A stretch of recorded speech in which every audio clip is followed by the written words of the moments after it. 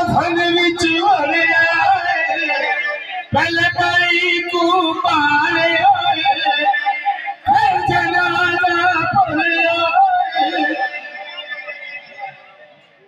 थोड़ा जबेदार बना जाए यार तेरा अपनी मर्जी कफन विच वड़िया पहले भाई को मारे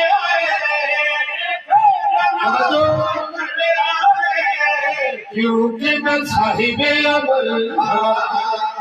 कर सकना जो चाहा उड़ते कूबे अकला और के गल दसदा एड़ी ए जमाने में जीना जीना मुर्शी उसी गया बकू लेकिन बाशा को भी